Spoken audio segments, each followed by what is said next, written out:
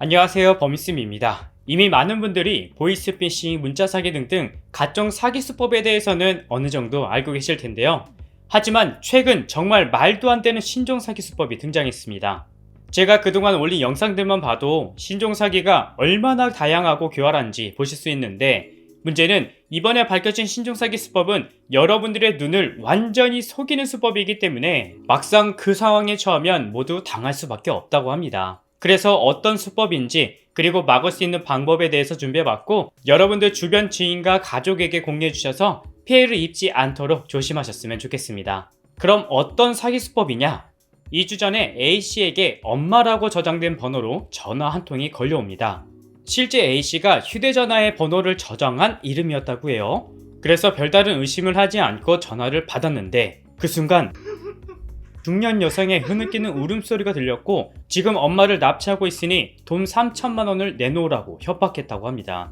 그 말을 들은 A씨는 뭔가 이상하다는 생각이 들어 협박범에게 한번 증명해봐라 라고 말했는데, 잠시 후 협박범이 보낸 사진을 보고 온몸에 소름이 끼치게 됩니다.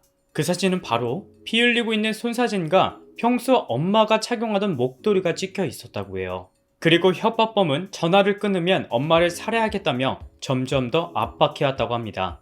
그때 다급해진 A씨에게 문자 메시지가 도착하는데요. 바로 협박범에게 납치되어 있다던 엄마에게 문자가 오게 됩니다.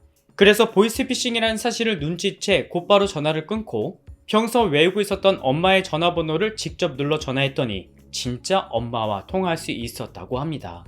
이게 지금 2월부터 발생하고 있는 신종사기 수법입니다. 정말 소름이 끼칠 정도인데요. 하지만 사기 수법은 생각보다 간단했다고 합니다. 바로 휴대전화번호 뒷자리만 같은 국제전화번호로 전화를 걸면 받는 사람 휴대전화엔 이미 저장해 놓은 연락처의 이름이 뜨게 되는데, 예를 들어 전화번호가 010-1234-56781일 경우 범인이 뒷자리 1234-5678만 같게 국제전화번호를 만들어 전화를 걸면 상대방이 저장해둔 번호로 인식되는 점을 악용한 수법이라고 해요. 그러니까 범인은 사전에 미리 범행 대상을 정해두고 그 사람의 가족이나 지인 전화번호를 유사한 국제전화번호를 만들어 접근한 건데요. 일부 휴대폰의 경우는 연락처 및 번호가 표시되지 않아서 더욱더 주의해야 한다고 합니다. 그럼 어떻게 막을 수 있을까요? 사실 간단한 휴대전화 설정으로 이번 신종사기를 예방할 수 있습니다. 바로 국제전화 차단 기능을 이용하면 되는데요. 먼저 휴대폰에서 전화번호를 누를 수 있는 키패드로 이동해주세요. 그리고 우측 상단에 점 3개가 보이죠? 이것을 눌러주세요.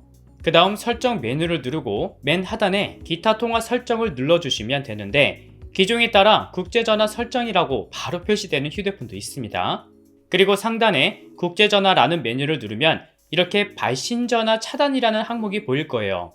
이 방법은 평소 국제전화가 올 일이 거의 없는 분들이 설정해두면 좋은 방법이니까 부모님에게도 알려주시면 좋을 것 같습니다.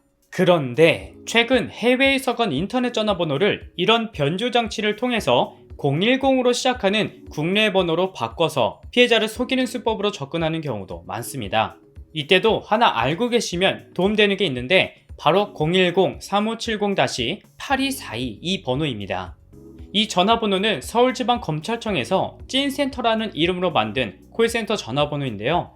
만약 여러분들이 보이스피싱으로 의심되는 전화를 받거나 또는 가짜 공문 서류를 우편, 문자로 받게 되었을 때 당황하지 말고 010-3570-8242 이 번호로 문의하면 진짜인지 가짜인지 검찰청에서 알려주고, 게다가 검찰청에서 운영하는 찐센터는 365일 24시간 내내 운영하고 있어서 위급할 때 누구나 도움을 받을 수 있기 때문에 이 전화번호를 휴대폰에 저장해 두시면 언젠가 큰 도움이 될 수 있을 것 같습니다.